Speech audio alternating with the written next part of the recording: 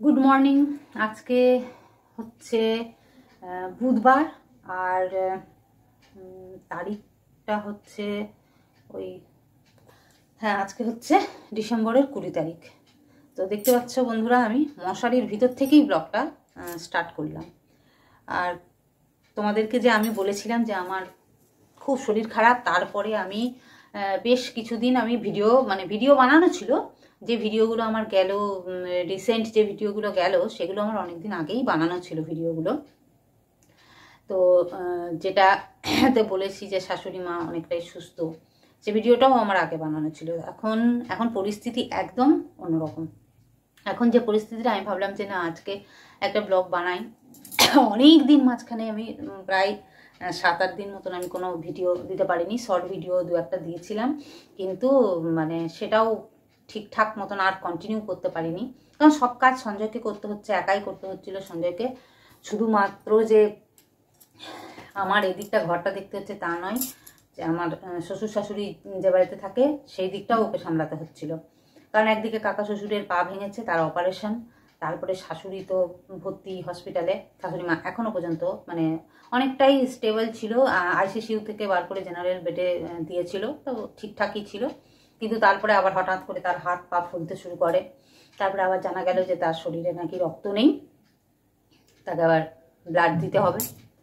তো এই সব করে খুবই পরিস্থিতি বাজে। সঞ্জয়কে সব দিকটা একাই দেখতে হচ্ছে। কিছু কিছু সময় এমন একটা পরিস্থিতি আসে, এমনিতে ওরা দু ভাই সব দিক দেখাশোনা করে, কিন্তু আমার পিশ্বশুরের যেহেতু আবার ক্যান্সার, তাকে নিয়ে আবার কলকাতা যেতে হয় 21 দিন পর পর কেমো দিতে। তো সেইখানে আমার ভাসুরকে আবার যেতে হয়েছে। তো সেই কারণে সঞ্জয়কে পুরো 3টে দিক সামলাতে হচ্ছে। আমার দিকটা কেন সামলাতে হচ্ছে দেখতেই পাচ্ছ। দেখতে পাচ্ছ এগুলো কি বলতো, আমার পক্স হয়েছিল, পক্স হয়েছিল না, হয়েছে। তো তার মধ্যেও আমাকেও কাজকর্ম করতে হয়েছে। একদম যে আমি খুব একদম মশারির ভিতরে বিছানার ওপরে উঠে বসে খুব যে পটের বিবি সেজেছিলাম তা অবশ্য নয়, যেহেতু একার সংসার। আর সঞ্জয় যেহেতু এত দিকে ব্যস্ত হয়ে গেছে, তো বাড়িটা ঠিক মতন দেখতে পাচ্ছে না। সেই কারণে এই অবস্থাতেও, অসুস্থ অবস্থাতেও আমাকে অনেক কাজকর্ম করতে হয়েছে। বিশেষ করে জল ঘাটাঘাটি না করলেও রান্নাবান্নার দিকটা অল্প স্বল্প। আর রান্না তো মানুষ মরলে যেমন নিয়ম, এই রোগেরও তেমন নিয়ম। আমার তো কিছু মনে হচ্ছে না। দেখছো চুলের কি অবস্থা। আজ 12 দিন হলো, আজ 12 দিন হলো মাথায় কোনো চিরুনি ঠেকাইনি। চুল নাকি আঁচড়াতে পারবো না। আর গোটা মাথা আমার ভর্তি হয়ে গেছে, একদম গোটা মাথা। আর এইখানে কপালে, মুখটার মধ্যে অতটা হয়নি, কপালে একটা বড় মতন হয়েছে, আর এই ঠোঁটের নিচে একটা বড় মতন হয়েছে। এখানে 3টে হয়েছিল, এখানে 3টে হয়েছিল। তো 2টো ছোট ছোট হয়েছিল, আর একটা বড় এখানে, একটা বড় এখানে। তো এগুলো খোঁটাখুটি করা যাবে না, খোঁটাখুটি করলেই স্পট হয়ে যাবে।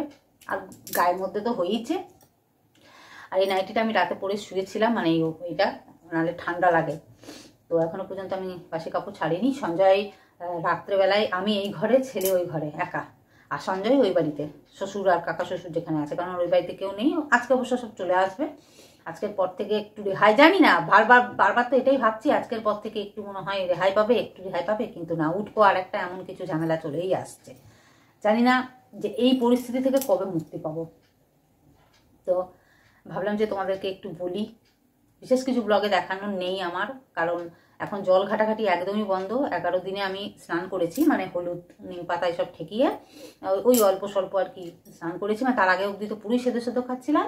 কালকের পর থেকে একটু ওই হলুদটা খেতে পারবো, তো একটা ঝোল ভাত যা হোক করে খেতে পারা যাবে। এখন 21 দিন পর্যন্ত তো পুরোই নিরামিষ খেতে হবে। আর এমনি ঘি বাটার এইসব আর কি খাওয়া দাওয়া, তো সবাই বাড়িতে তাই খাচ্ছে, সঞ্জয় ছেলে ও সবাই তাই খাচ্ছে। এখন ওই সঞ্জয় কেটে একটু ভাতের চালটা ভিজিয়ে দিয়ে গেল। ওই বাড়িতেও ভাত নিয়ে যাবে ও, শ্বশুর আর কাকা শ্বশুরের জন্য। এখান থেকেই আর কি একবারই রান্না করে নিয়ে যাবে, কারণ ওখানে আবার রান্না করতে হবে। 2 জায়গায় রান্না করা সম্ভব নয় একজনের পক্ষে। রাত্রেবেলায় ওখানে থাকছে ওই বাড়িতে, ভোরবেলায় আসছে 6টার সময়। তারপর আবার ছেলেকে রেডি করে স্কুল পাঠিয়ে আমাকে একটু ধুয়ে চাটা দিয়ে সব কিছু করে ঘর ঝাঁটফাট দিয়ে সবই ওকে করতে হচ্ছে। বেটা ছেলে বলে এটা লজ্জার কিচ্ছু নেই। বাড়িতে যদি এরকম পরিস্থিতি হয়, বেটা ছেলেকেও করতে হয়, কিছু করার নেই। তো পারছে না, এটাই আর কি, আমরা যতটা গুছিয়ে করতে পারি ওরাকে ততটা গুছিয়ে করতে পারে, ওদের ওইসব ওইটা কাজ নয়, বিরক্তিকর। তারপরে একটা দিক হয় ঠিক আছে, বাড়িতে এলো, দুটোর সময় ভাত বসিয়ে দিল, হয়ে গেল, কিন্তু না, এতগুলো দিক করা সম্ভব নয়, তো তাও করতে হচ্ছে। আর এইসব করে আবার গেল, আবার ওই বাড়ি থেকেও ওই দুজন বয়স্ক মানুষ আছে, তাদেরকে আবার মুখ ধোয়ানো, তারপরে দুজনেই মানে খোঁড়া আর কি, ল্যাংড়া, একজনের তো সদ্য অপারেশন হয়েছে, আর আমার শ্বশুরও তাই, শ্বশুরেরও পা ভেঙেছিল, শ্বশুরও অমনি হাঁটতে চলতে পারে না, তো ওইটাই করাতে হয়। করিয়ে টরিয়ে আবার মানে টিউশন যাবে, একটা পড়ানো আছে ক্লাস 10-এর, যারা মাধ্যমিক দেবে তাদেরগুলো পড়ানো আছে। তারপরে হসপিটালে আবার শাশুড়িকে দেখতে যাওয়া, ব্লাড চাপালো কিনা কে জানে। তো এইসব করে চলছে আমার আর কি, আমার এইরকমই দিন চলছে। আলু ভাজা কেটে দিয়ে গেল, ভাতের চালও ধুয়ে ভিজিয়ে দিয়ে গেছে, ওই আমি এক ফাঁকে গিয়ে একটু বসিয়ে দেবো, আলু ভাজাটা করে নিয়েছি। তো এই করেই চলছে। পড়তে তো অল্প স্বল্প পারছি, মানে খুবই দুর্বল, যদিও মাথা ঘুরে যাচ্ছে, বেশি কাজকর্ম করতে পারছি না, বেশিক্ষণ দাঁড়াতে পারছি না, শুয়ে শুয়েই থাকতে হচ্ছে। তবে কালকের পর থেকে একটু রোদে বসতে পারছি, এইরকমই যা। আসলে তো দরজা জানলা সব বন্ধ, মানে ঠান্ডা লাগানো চলবে না, এরপরে আবার ঠান্ডা লেগে গেলে টাইফয়েড হয়ে যেতে পারে, ঠান্ডা লাগানো চলবে না। তো ভাবলাম চলো মশারির ভিতরেই, মানে আমার যেমন পরিস্থিতি আমি তোমাদের সঙ্গে তেমনই শেয়ার করবো। আমার এই পরিস্থিতিটাই আমি তোমাদের সঙ্গে আজকে শেয়ার করলাম, ছোট্ট মতন একটা ভিডিও দিলাম।